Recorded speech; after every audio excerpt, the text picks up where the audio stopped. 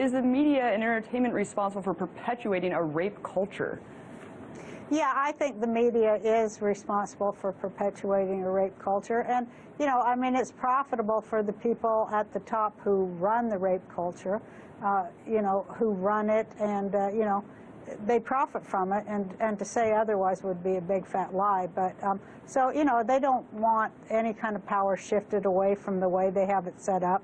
They're in a very hierarchical manner with, you know, women's free labor at the bottom, largely slave labor, at the bottom of that big pyramid. You've been a Hollywood insider for so long, yet you've been vocal for so long. I mean, how challenging is it to see your colleagues across Hollywood lacking for the Obama administration when they have so much power and influence that they could single-handedly shape the dialogue when so many people are watching them? Well, I think that, you know, this is a culture of fear, and nobody's more afraid than people in Hollywood. They're afraid that they'll drop out of the top, you know. They're afraid that they'll drop from the bottom of the pyramid, maybe to the middle of the pyramid. But, you know, they're the ones, Hollywood is the one that keeps all this power structure and all this culture of racism and sexism and classism and genderism and all of it in place. They continually feed it, and they make a lot of money doing it. And they do it at the behest of their masters who run everything. So, you know, they're not going to get brave enough to do that. I mean, I think that there aren't many of us who are brave enough to do that. And I'm just, you know, I'm lucky that I can do it, and I feel that I do it on behalf of many people in Hollywood, too.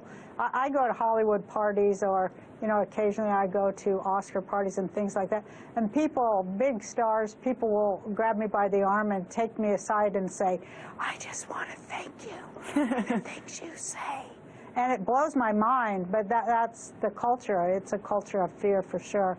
You know, and it's a big culture of mind control, too. MK Ultra mind control rules in Hollywood.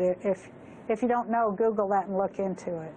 Well, we've talked about Operation Mockingbird, MK Ultra mind control stuff from, I mean, this goes back decades and decades. But Roseanne, I mean, do you know people have been blacklisted? I mean, is it just kind of a self-censorship in Hollywood, or do people actually get edged out if they are too much against the grain? Yeah, it's self-censorship after a while, but it's not just a crazy self-censorship. It's self-censorship because there's actually a danger that you will never work again. And people know it. Everybody has friends that it happened to, that maybe you said too much, or maybe you were too vocal on unpopular issues. And it's funny because it doesn't matter if 2 years later, I find this a lot, that 2 years later those unpopular issues become very mainstream. They still don't forgive the first person who does it. And that's kind of been my story there. When you're first, you're you know, going to be vilified, despite the fact that 2 years later everybody's saying what you said. You're still going to be vilified because you dared. And you know, like they say, the Chinese, you know, the Chinese have a myth or a saying that says the nail that stands up is hammered down, and that's how it is here and everywhere in the world. Right. You know, you don't really want to put yourself at odds with people who decide your future and pay, you know, for your work.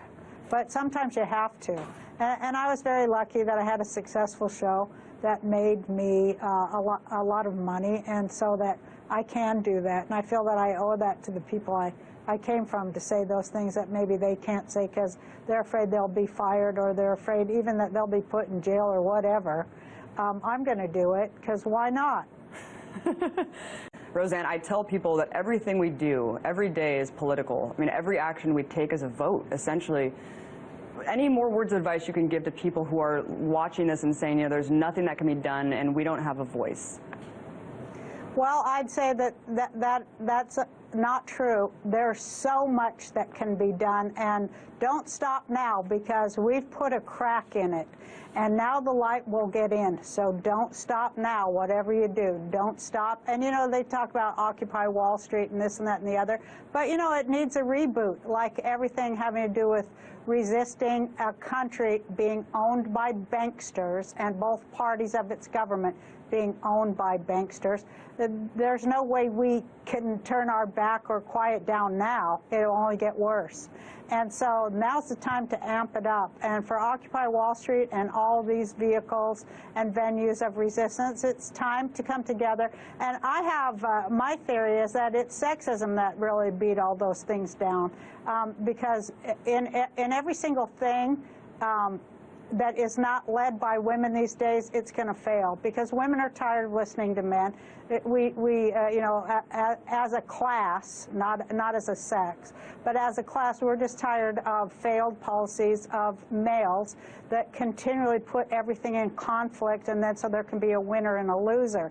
That's not the way women think, and it's not the things that those are not the things that women value anymore. So I think that we're going to find that any method of resistance, any organ of resistance is going to fail unless it is led by women. And I see evidence of that everywhere on earth.